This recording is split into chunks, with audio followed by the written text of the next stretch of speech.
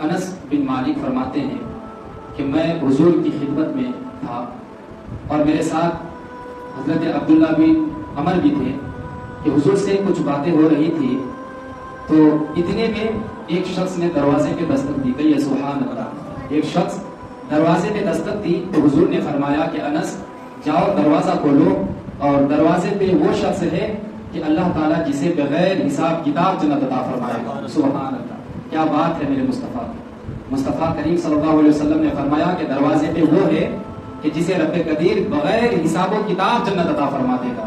اب جب حضرت انس دروازہ کھولتے ہیں تو ایک شخص جو ہے بالکل سادہ سا انصاری ہے. کہیے سبحان اللہ. سادہ سا آدمی، غریب سا آدمی، اور ابھی جو ہے تازہ وضو کر کے ہے کہ وضو کے آثار اس کے چہرے سے نظر آ رہا ہے کہ داڑھی سے پانی بہ رہے ہیں. سبحان اللہ. پانی کے قطرے بہ رہے ہیں. وہ شخص آتے ہیں حضور کی خدمت میں کچھ باتیں کرنے کے بعد پھر وہ شخص چلا جاتا ہے. اب پھر دوسرے دن وہی وقت وہی ٹائم انس بن مالک کہتے ہیں کہ پھر میں اور حضرت عبداللہ بن عمر حضور کی خدمت میں ہیں. پھر میرے حضور نے فرمایا کہ جاؤ دروازہ کھولو، اور دروازے پہ وہ شخص ہے کہ جسے اللہ تعالیٰ بغیر حساب و کتاب جنت عطا فرما دے گا.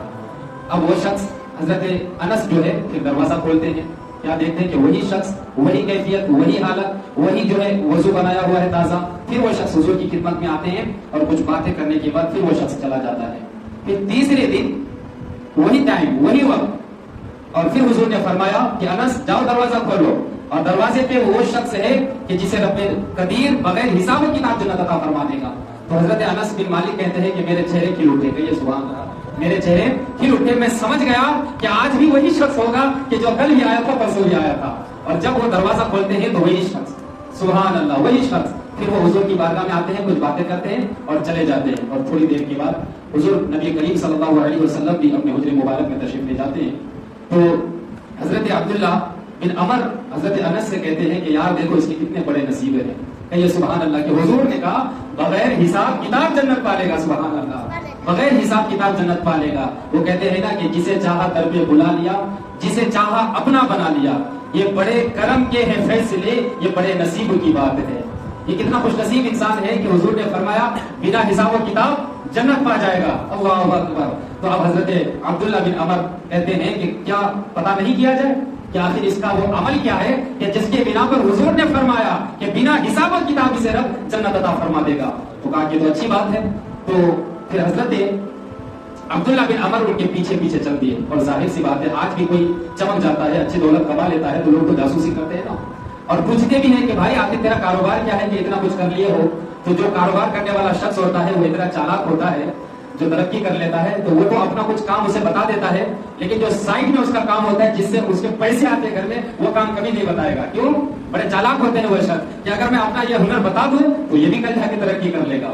لیکن اگر دین کے معاملات ہو، صحابی نے ہمیں کیا مجاز دیا، حضور کے غلاموں نے ہمیں کیا پیغام دیا، حضور کے صحابہ نے ہمیں کیا بتایا کہ اگر کسی کے پاس نیک عمل دیکھو، کسی کے پاس اگر نیک عمل دیکھو یا اس کے بعد کوئی اچھی سنو تو ان کے پیچھے چلے جاؤ اور پتہ لگاؤ کہ وہ کیا نیک عمل کرتا ہے کہ جس کے بنا پر وہ جنت پالے. تو اے لوگوں تم بھی جو ہے وہ عمل کرنا شروع کر دو. اور حضرت عبداللہ بن عمر کی نیت تو اچھی تھی نا، ان کے پیچھے پیچھے چلتی ہے.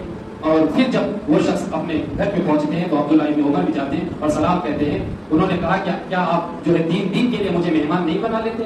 تو وہ شخص بھی حیران ہو گیا کہ یار یہ کیا بات ہوئی، تو میرا پڑوسی ہے اور کسی سے جھگڑا ہوا تو نہیں ہوا؟ تو انہوں نے کہا کہ ہاں یہ ایسا ہی سمجھ لو، میں 3 دن تمہارے گھر مہمان ٹھہرنا چاہتا ہوں. کہیے سبحان اللہ. اب حضرت عبداللہ بن عمر نوٹ کرنے لگا کہ یہ کیا ایسا عمل کرتا ہے، صدقہ کتنا دیتا ہے، نماز کتنا پڑھتا ہے، اور جو نوافل ہے وہ کیا کیا کرتا ہے، وہ نوٹ کرنے لگا. دیکھتے کیا ہے کہ رات ہوئی ہے، عشاء کی نماز پڑھ کے وہ سو گئے. اور حضرت عبداللہ بن عمر کہتے ہیں کہ وہ عشاء پڑھ کے سوئے تو ڈائریکٹ فجر کے لیے اٹھے. لیکن اب الحمدللہ میں نے عشاء بھی پڑھا، عشاء پڑھنے کے بعد میں نے تہجد بھی پڑھا اور پھر نوافل بھی پڑھے. لیکن اس نے تو کوئی ایسا عمل نہیں کیا. 1 دن ہو گئے، 2 دن ہو گئے، 3 دن ہو گئے. اب حضرت عبداللہ بن عمر کہنے لگتے ہیں کہ یار میں جاتا ہوں، لیکن جانے سے پہلے میں یہ کہنا چاہتا ہوں کہ میرا کسی سے جھگڑا نہیں ہوا تھا. میں تو اصل اس لیے آیا تھا کہ تم 3 دن تک حضور کی بارگاہ میں آئے. کہیے سبحان اللہ. تم 3 دن تک حضور کی خدمت میں آئے تو حضور نے فرمایا کہ جو ہے اس شخص کو دیکھنا چاہتے ہو جسے رب قدیر بغیر حساب و کتاب جنت عطا کرے گا. تو اے شخص، ہم لوگوں نے کہا کہ ہاں یا رسول اللہ دیکھنا چاہتے ہیں، تو 3 دن تم ہی نظر آئے. سبحان اللہ. دنوں دن تم ہی نظر آئے، تو آخر بتاؤ میں اس لیے آیا ہوں کہ تمہارا عمل کیا ہے، تمہارا آخر وہ عمل کیا ہے کہ جس کے بنا پر میرے حضور نے فرمایا کہ یہ شخص جنتی ہے اور اللہ اس کا حساب بھی نہیں دے گا۔ اب اس نے کہا کہ یار ایسی بات تھی تو پہلے بتا دیتے، یہ مہمان کا بہانہ کیا، پہلے ہی بتا دیتے۔ تو حضرت عبداللہ بن عمر کہتے ہیں کہ چلو ٹھیک ہے ابھی بتا دو، اب رہا نہیں جا رہا، بتاؤ جلدی وہ عمل کیا ہے تاکہ ہم لوگ بھی کریں۔ تو آگے سے وہ شخص کہنے لگتے ہیں کہ یہ سبحان اللہ، کتنا پیارا جملہ ہے۔ وہ شخص کہتے ہیں کہ جب میں رات کو سوتا ہوں تو اپنے دل پہ نظر ڈالتا ہوں کہ یہ سبحان اللہ، رات میں جب سوتا ہوں تو اپنے دل پہ نظر ڈالتا ہوں اور کہتا ہوں الحمدللہ، اور جب صبح کو اٹھتا ہوں تو پھر اپنے دل پہ نظر ڈالتا ہوں تو پھر کہتا ہوں الحمدللہ۔ کیا مطلب؟ وہ کہتے ہیں کہ جب میں رات کو سوتا ہوں تو اپنے دل پہ نظر ڈالتا ہوں کہ کسی بھائی کے لیے میرے دل میں حسد تو نہیں، دیکھتا ہوں کہ الحمدللہ کسی بھائی کے لیے میرے دل میں حسد نہیں ہے، کہیے سبحان اللہ۔ اور جب صبح کو اٹھتا ہوں تو میں دیکھتا ہوں کہ کسی بھائی کے لیے میرے دل میں کینہ تو نہیں، بغض تو نہیں، حسد تو نہیں، تو جب دیکھتا ہوں کہ الحمدللہ نہیں تو پھر کہتا ہوں الحمدللہ۔ مطلب کیا کہ ان کے نظریات کتنی اچھی۔ اور پھر وہ کہتے ہیں کہ حضرت عبداللہ بن عمر میں تمہارے بارے میں بھی یہی خیال رکھتا ہوں، یہی گمان رکھتا ہوں کہ میں یہ سمجھتا ہوں، میں تو سارے لوگوں کو سمجھتا ہوں کہ سارے لوگ مجھ سے اچھے ہیں، اے عمر میں تجھے بھی، عبداللہ میں تجھے بھی سمجھتا ہوں کہ تم زیادہ نیک ہو اور تم سے کم میں نیک ہو، یعنی سب کے لیے میرے دل میں سوچ اچھی ہے۔ تو حضرت عبداللہ بن عمر کہتے ہیں کہ یار تو نظریے کا بھی مسلمان ہے اور تو جو ہے دل کا بھی مسلمان ہے، کہ تیرے دل بھی پاک ہے، نظر بھی پاک ہے اور نظریہ بھی پاک ہے، سبحان اللہ۔ اسی لیے میرے حضور نے فرمایا کہ اللہ تعالیٰ اسے بغیر حساب و کتاب جنت عطا فرما دے گا۔ ایک شخص جو ہے کسی پیر صاحب کے پاس جاتے ہیں اور بڑی خدمت کرتے ہیں، خدمت کرنے کے بعد کچھ دنوں کے بعد وہ شخص جانے لگے تو پیر صاحب نے کہا کہ یار آئے بھی نہیں بتائے اور جا بھی رہے ہو تو نہیں بتائے ہو، کس مقصد سے آئے تھے؟ تو انہوں نے کہا کہ حضور میں تو آیا تھا مرید ہونے کے لیے، لیکن میں نے جب آیا آپ کی بارگاہ میں کوئی کرامت شرامت ہی نہیں دیکھی۔ اس نے کہا کہ کوئی کرامت شرامت ہی نہیں دیکھی، وہی نماز، وہی روزہ، وہی جو ذکر و اذکار ہے وہی ہے، اس کے علاوہ تو میں نے آپ کی کوئی کرامت شرامت دیکھی نہیں۔ تو انہوں نے کہا، پیر صاحب نے کہا کہ یار یہ بتاؤ کہ تم اتنے دن تک آ کے رہے تو ذرا یہ بتاؤ کہ میرا کوئی بھی ایسا کام تم نے دیکھا جو شریعت کے خلاف ہو؟ اس نے کہا کہ بالکل نہیں، آپ کا ہر ایک کام جو ہے شریعت کے مطابق رہا۔ تو انہوں نے کہا کہ کوئی بندہ اگر شریعت کے مطابق ہر عمل کرے اس سے بڑھ کر بڑی کرامت اور کیا ہو سکتی ہے؟ سبحان اللہ، اس سے بڑھ کر اور بڑی کرامت کیا ہو سکتی ہے؟ یہ جملہ کہنے کے بعد پھر جو ہے اس پیر صاحب نے، اس بزرگ نے جو ہے اس نوجوان کو ایک نصیحت کی اور سامنے بٹھایا اور پیار سے کہا کہ بیٹا شاید نہ جانے تم نے کتنے لوگوں کے پاس گئے ہوں گے، مان لو 100 لوگوں کے پاس گئے ہوں گے اور ان 100 لوگوں میں سے تو ایک کمی کو دیکھ کر آج میرے پاس آیا، تو آج پتا ہے تمہارے اندر 100 کمیاں موجود ہیں۔ کتنے کمیاں؟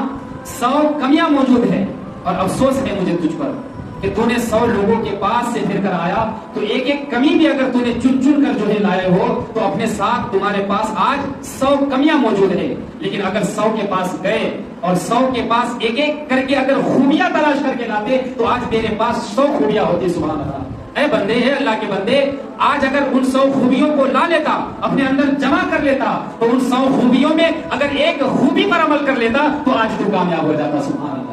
تو خوبیاں اگر کسی کے پاس اچھا ہو اس کو تلاش کی جائے، اچھے کام تلاش کیا جائے، کسی کی برائی تلاش نہ کی جائے۔ اور